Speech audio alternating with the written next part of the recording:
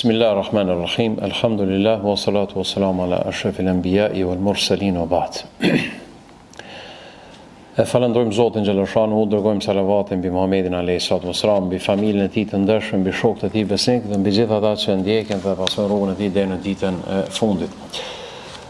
Të ndullazën, sonte do të vazhdojmë ose do të fillojmë me një cikël të ligjëratave që është e parapane, domethënë për 5 javë ose 5 ditë të mërkure, që do të flasim me lejen dhe mendimin e Zotit Xhelashanu, unë dhe Hoxha Blerim Rexha, do të flasim për disa nga dispozitat e haxhit. Përderisa jemi në muajt e shejt, jemi në muajt e haxhit, jemi në fundin e Shëvalit, do të thonë kanë mbetur disa ditë në muajin Shëvalit, pastaj kemi muajin Dhulqa'da dhe është pastaj domethënë dhjetëshi i Dhulhijhes dhe këta janë muajt e haxhit. Në këtë sezon pra kryhet rituali i haxhit. Andaj kemi pa të udhës që ta trajtojmë këtë temë duke shpresuar që gjithë ata vëllezër dhe motra që kanë bën jetë si vjet me shku në haxh, inshallah Zoti ju jep shëndet, edhe inshallah shkojnë mirë, edhe inshallah i mësojnë dispozitat e haxhit, për shkak se siç e dimë që të gjithë haxhi është shtyllë prej shtyllave të fesë, domethënë është shtylla e fundit e fesë, edhe me qëllim që të plotësohet ajo kompletohet Islami si tërësi, padyshim dhe patjetër se muslimani duhet me qenë i njoftuar ose duhet me ditë dispozitat e haxhit. Pas gjatur shumë, do të përpiqemi që t'i përmbahem orarit, domethënë një ligjërat do të jetë 30 minuta, edhe dyta do të jetë 30 minuta, duke mos e zgjatur më shumë. Kemi vendosur që ta trajtojmë njërin prej haditheve më interesante që e trajton këtë temë, edhe që njihet në shkencën e hadithit apo në koleksionin e librave të hadithit apo në fik, njihet si hadithi i Xhabirit. Pra ky hadith të ndrullazën është prej haditheve më të gjata që e transmetojnë, domethënë trashëgimia jonë islame. Pra librat e hadithit nuk njohin ndonjë hadith më të gjatë se sa hadithi i Xhabirit. Le që është më i gjati, mirë po është interesante se hadithet e gjata të cilat janë të shënuara në koleksionet e haditheve zakonisht, domethënë janë hadithe të dobta. Ndërsa ky hadith vllazën është hadith sahih, domethënë është hadith i saktë dhe që konsiderohet prej haditheve më të gjata që sqaron në detaje pra formën se si e ka bërë haxhin Rasulullahi sallallahu alaihi wasallam. Ne si musliman jemi të thirrur që ta imitojmë Muhamedit alayhi salatu wasallam në të gjitha ritualet e fesë, në të gjitha adhurimet e fesë. Për shembull, Muhamedi alayhi salatu wasallam ka thënë: "Faloni ashtu siç më keni pa mu duke u falur." Po ashtu dhe në lidhje me haxhin, Muhamedi sallallahu alaihi wasallam ka thënë: "Khudhu anni manasikakum", thot merrni nga unë ritualet e haxhit. Do thonë bëni haxhin ashtu siç e kam bërë edhe unë. E ky hadith pra, për këtë arsye është prej haditheve shumë interesante. Dhe për këtë arsye shumica apo dietarët e hadithit, po dhe dietarët e fikut ju kanë qasë këtij hadithit me një kënaqësi të veçantë, me një përjetim shumë interesant dhe me një emocion tepër të veçantë. Saqë shumë ulema kanë folë dhe kanë shkruar për këtë hadith që njihet pra si hadithi i Xhabirit. E dini atë hadithin e gjatë që njihet si hadithi i Xhibrilit, pra që ka ardhur në formën e njerëzit dhe ka pyet Muhamedit alayhi salatu wasalam dhe e ka pyet rreth Islamit, rreth imanit, rreth ihsanit, pra njihet si hadithi i Xhibrilit, ndërsa ky është hadithi i Xhabirit radhiyallahu ta'ala anhu. Pra thash, është hadith sahih, është hadith i saktë për shkak se shënon Imam Muslimi në koleksionin e haditheve të tij. Gjithashtu është hadithi që në detaje, një hadith i vetëm është që përshkruan në detaje formën e haxhit të Muhamedit sallallahu alaihi wasallam. Kemi plot hadithe që flasin për haxhin e Muhamedit alaihi wasallam, mirë po janë në detaje, domethënë një pjesë. Për shembull, disa hadithe e përshkruajnë mënyrën se qysh e ka bo për shembull telbien Muhamedi alayhis salam. Në një hadith tjetër shënohet se qysh e ka vesh ihramin Muhamedi alayhis salam. Në një hadith tjetër shënohet qysh e ka bo tavafin Muhamedi alayhis salam. Në disa hadithe për shembull shënohet qysh e ka therr qurbanin kështu të radhë. Ndërsa ky hadith është i veçantë për shkak se e përshkruan pothuajse tërë formën e haxhit të Muhamedit sallallahu alaihi wasallam. Plus edhe diçka që e bën të veçantë vllazën, këtë hadith është për shkak se transmetuesi i këtij hadithit, pra Xhabir radhiyallahu ta'ala anhu, është njëri prej sahabëve që ka një histori shumë interesante. Si fëmijë i vogël, domthonë krejt jetën e ka kaluar me Muhamedit alayhis salam, dhe është njëri prej sahabëve që pothuajse ka shumë ndodhi edhe shumë ngjarje me Muhamedit alayhis salam. Dhe këtë hadith apo këtë përshkrim të haxhit Muhamedit sallallahu alaihi wasallam pothuajse e përshkruan në fundin e jetës së tij, pasi që e ka arritur pleshrinë, pasi që e ka arritur pjekurinë dhe të gjitha, saqë tash do ta shohim se kur e ka tregu ose kur e tregon përshkrimin e haxhit Muhamedit sallallahu alaihi wasallam, flitet domethënë që ka qenë shumë i vjetër, gojdhanat apo shënimet historike tregojnë se Xhabiri parafërsisht ka rnu mbi 90 vite, domethënë dikon 94 vite. Andaj pa humbur kohë, do të mundona që ta lexoj edhe pastaj ta komentojmë hadithin e Xhabirit. Është shumë i gjatë dhe për këtë arsye do të flasim domethënë disa net rreth hadithit të Xhabirit. Sot është e pamundur që ta përfundojmë për shkak se është shumë i gjatë. Andaj fillojmë me lejen dhe mendimin e Zotit xhaleshanu. Bismillahirrahmanirrahim. Bab hujjatun nabi sallallahu alaihi wasallam. Imam Muslimi kur e ka shënuar librin e tij zakonisht i ka përmend vetëm bab, domethënë e ka shënuar kapitull. Nuk i ka përmendur titujt e kapitujve.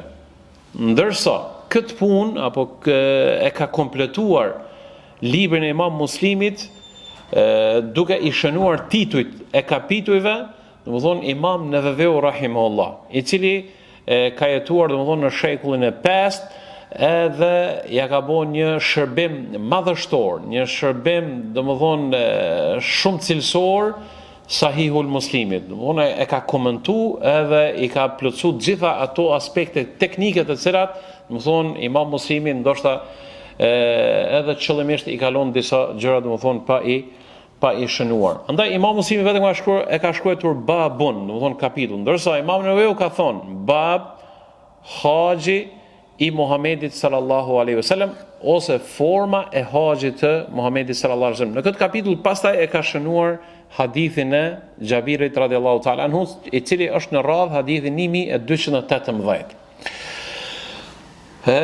Do të mundona që ta lexoj ashtu siç është e shkruar në librin e Imam Muslimit. Haddathana Abu Bakr ibn Abi Shayba wa Ishaq ibn Ibrahim jami'an an Hatim.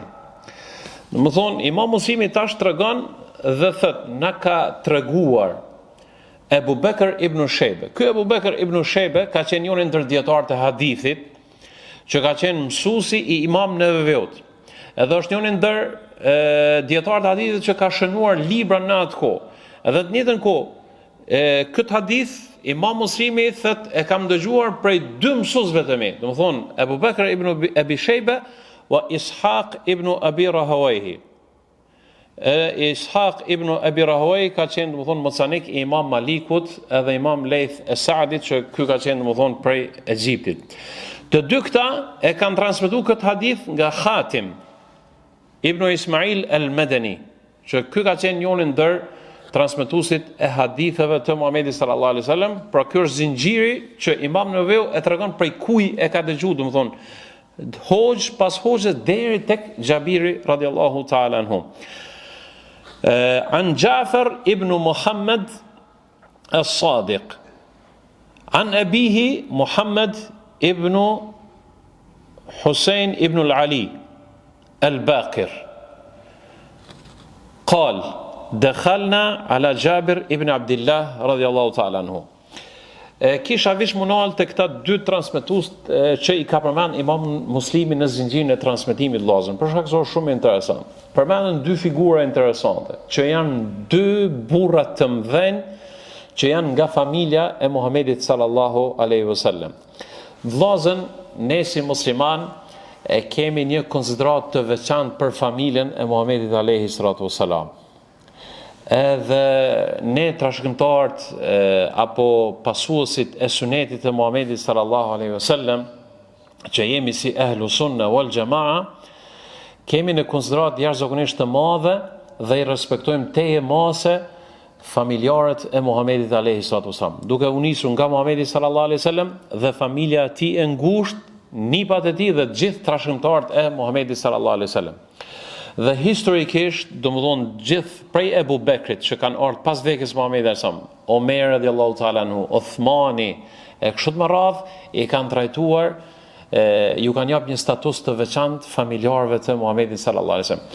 Në këtë zinxhir të këtij transmetimi të këtij hadithit Muhamedit sallallahu alaihi wasallam janë të përmendur dy nipat ose stërnipat e Muhamedit alaihi wasallam, që tek shiat, tek shetet, domethënë njihen si 12 imamet, që ata i konsiderojnë a'immatul ma'sumin. Çfarë do thotë a'immatul ma'sumin? Janë imamet të cilët janë të pagabueshëm. Domethënë ata kanë kësi bindje. E që kjo bindje, sipas besimit ton, vllazën dhe motra, është e gabuar.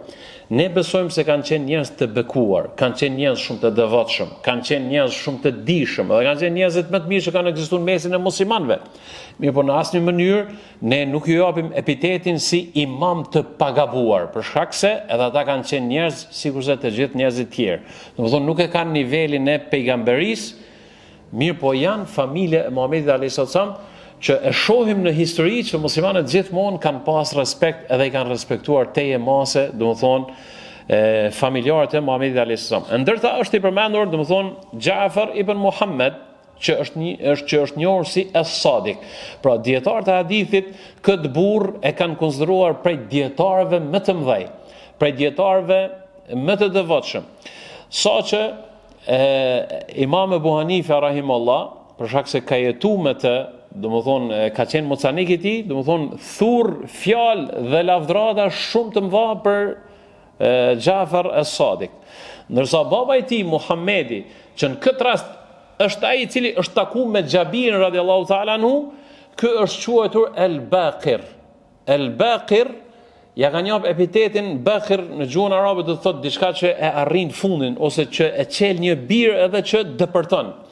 Kanë thonë është quajtur el-Baqir për shkak se ky Muhamedi ka arritur, domethënë mi kuptu të gjitha detajet e njohurive fetare. Për këtë arsye domethënë e ka marrë këtë epitet. Për këtë arsye domethënë e ka marrë këtë epitet. Andaj quhet el-Baqir. Pra, ky Muhamedi, pra domethënë që është nipi i Imam Husajnit radhiyallahu ta'ala anhu. Ky pra është takuar me Xhabirin radhiyallahu ta'ala anhu. Dëgjoni vllazën se çysh e përshkruan. دخلنا على جابر ابن عبد الله رضي الله تعالى عنه فسأل عن القوم. Thot kur na hitë Xhabir radhiyallahu ta'ala anhu, se tash Xhabiri ka qenë në moshë të shtyer. Edhe tash dikush prej tabenëve apo gjeneratat ta që kanë qenë janë shku për mi vizitu, domethënë Xhabirin radhiyallahu ta'ala anhu. Xhabiri ka qenë sahabi, shok i Muhamedit alayhi salam, ndërsa Muhammed el-Baqir ka qenë taben, domethënë gjenerat që vinë pas sahabëve të Muhamedit sallallahu alaihi wasallam. Dhe thot kam qenë shumë i vogël. Thot ku jemi himrana, thot Xhabiri ka pyet se kush është në mezhlis. Edhe secili e ka prezantuar veten e tij derisa thot ka ardhur radha e ime. Derisa thot ka ardhur radha ime. Fa qultu ana Muhammad ibn Ali ibn al-Husayn. Thot i kam thonë un jam Muhamedi i biri i Aliut, i biri i Husajnit. Husajni është nipi i Muhamedit sallallahu alaihi wasallam, Husajni radhiyallahu ta'ala anhu. Ndërsa Aliu është Zainul Abidin. Ali ibn al-Husayn Zainul Abidin. Që ky Aliu, domethënë baba i Muhamedit në këtë rast, ka qenë i vetmi mashkull i cili ka shpëtuar në masakrën e Kerbelas, domethënë kur e kanë vrarë Husajnin në mënyrë mizore radhiyallahu ta'ala anhu. Dhe ky Ali ibn al-Husayn, pra Zainul Abidini, ka qenë njëri ndër muslimanët më të devotshëm që e ka njohur historia islame. Njëri shumë fisnik, njëri shumë i devotshëm, njëri shumë i dijshëm. Pra Muhamedi është djali i Alis, Alia domethënë është djali i Husajnit, pra Husajni është nipi i Muhamedit alayhis salam. Tash Muhamedi rahimullah, i ka thonë Xhabirit, unë jam Muhamedi, i biri i Aliut, pra nipi i Husajnit radhiyallahu ta'ala anhu. Kur ka dëgjuar Xhabir radhiyallahu ta'ala anhu se ka të bëj me një familjar prej familjes së Muhamedit sallallahu alaihi wasallam, tregon Muhamedi thot fa ahwa ilayya, thot mu ka afru Xhabiri radhiyallahu ta'ala anhu, pse ka qenë shumë i shtyrë në mosh. Fa ahwa bi yadihi ila ra'si, thot e ka afru kokën, dorën e tij tek koka ime dhe ma ka lëmu kokën time. Fa naza'a zurri, thot dhe ka shtit dorën në gjoksin tim. Ma ka hek pullën që kum pasën këmish, thot edhe e ka shtit dorën në këtë mënyrë, thot edhe e ka prek gjoksin tim. Thumma wada yadahu thumma wada kafahu bayna thadiyya, thot e ka vendos, domethënë dorën, shuplakën e tij, dorën e tij në gjoksin tim. Wa ana yawma idhin ghulamun shab, thot un kam qenë shumë i ri atë moment, domethënë kur kam komunikuar me Xhabirin radhiyallahu ta'ala anhu. Fa qala marhaban bika ya ibn akhi, thot më ka thonë mirë se erdhe o biri i vllaut tim.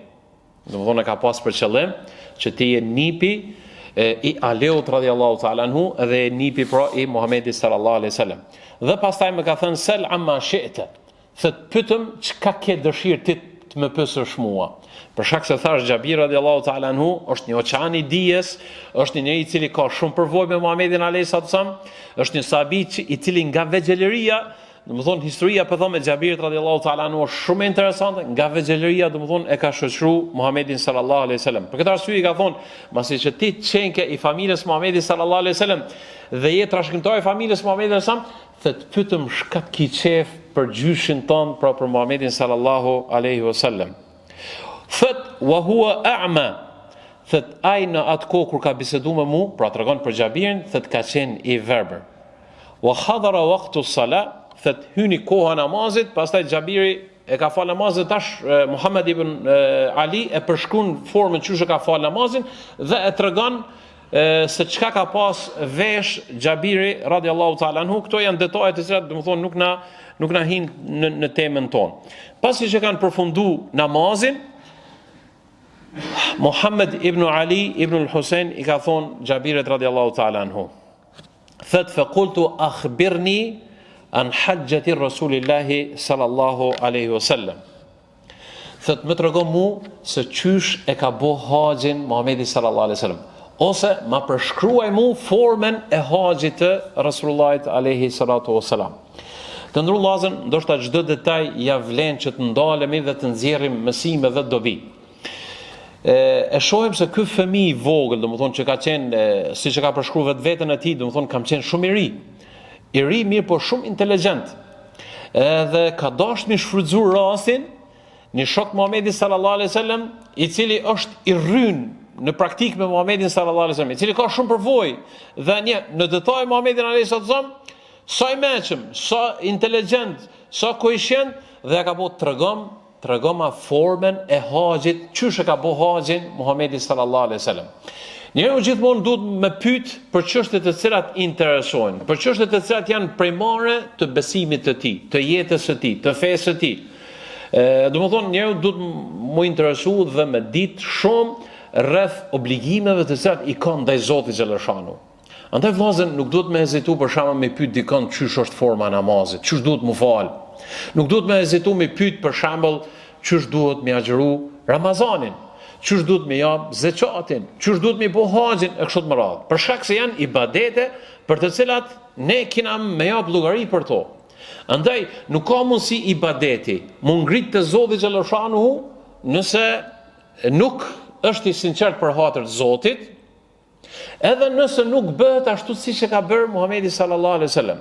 Andaj duhet ta kuptojmë gjithë ne se ky është parim i panashkaluar.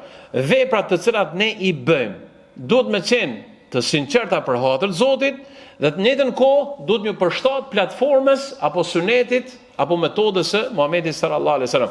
Për këtë arsye ky djalë i ri ka dashur me ditë se çysh e ka bëu haxhin Muhamedi sallallahu alaihi wasallam, që nëse më jepet mundësia me bëu haxhin të kem informata. Andaj arsyeja pse na kena zgjedh këtë temë për shkak se jemi në muajt e haxhit. edhe ndoshta dikush që është prezent, ndoshta dikush ja ka bo Zoti rrezik më shkun haç si vjet, ose m'ja tregu dikuj mënyrën e haxhit, formën e haxhit, ose ndoshta dikush do t'i dëgjoj këto mësime, këto ligjërata dhe të përfitoj me vetmin qëllim që të mundohet që ky adhurim, kjo sakrificë dhe ky flim që ne e bëjmë, pra që është haxhi, ta bëjmë ashtu siç e ka bërë Muhamedi sallallahu alaihi wasallam, që ta bëjmë të sinqert për hatër të Zotit dhe duke ju përshtatur formës e Muhamedi sallallahu alaihi wasallam, e pastaj shpresojmë se Zoti xhaleshanu do të na pranojë haxhin. Andaj ja ka bëu thot akhbirni, thot tregom mu se çysh e ka bër haxhin Rasulullah sallallahu alaihi wasallam. Faqala bi yadihi faqa'ada tis'an, thot pastaj Xhabir radiallahu ta'ala anhu për shkak se ka qenë i verbër. Njerëzit të cilët i kanë disa tmeta fizike vëllazën, Zoti xhaleshanu ju ka jap disa aftësi tjera. Zakonisht komunikojnë me gjeste. Edhe thot Xhabir radiallahu ta'ala anhu thot qa'ada, do të thonë i ka bëu grosht, do të thonë i ka bashku gishtat e tij, thot edhe Rasulullah sallallahu alaihi wasallam ka qëndruar 9 vite, kështu të ka vepruar. Ka qëndruar 9 vite Rasulullah sallallahu alaihi wasallam, nuk e ka bëu haxhin. Ndërsa thot në vitin e 10 Muhamedi sallallahu alaihi wasallam thot ka urdhëruar që njerëzit të përgatiten për haxh. Haxhi të ndrullazën si obligim fetar, si shtyllë e pestë e Islamit, ka polemik me dietarëve kur është bërë farz haxhi. Disa mendime të dietarëve aludojnë se haxhi është bërë në vitin e 6 të hijretit. Wa atimul hajja wal umrata lillah. Kur ka zbrit ky ajet i surës Al-Baqara. Kryeni haxhin dhe umrën për Zotin. Disa dietarë kanë thonë se në vitin e 6.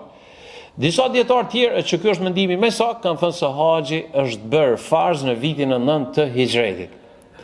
Muhamedi sallallahu alaihi wasallam në vitin e 9 nuk e ka bëu haxhin, për shkak se nëse i kthehemi historisë, e shohim se në vitin e 8 është çliruar Mekka. Edhe para se mos çliru Mekka, do të thonë normal që Muhamedi sallallahu alaihi wasallam nuk ka pas mundësi mi bëu haxhin, për shkak se në Mekë kanë qenë idhujtarët. Edhe atëherë s'ka pas mundësi mi bëu haxhin. Pse nuk e ka bënë në vitin e 9 Rasulullah sallallahu alaihi wasallam haxhin? Për shkak se dietarët thonë se në vitin e 9 Muhamedi sallallahu alaihi wasallam ka qenë i angazhuar dhe ka qenë i preokupuar me delegacione të ndryshme të fisëve arabe që kanë ardhur në Medinë për mi pranuar Islamin.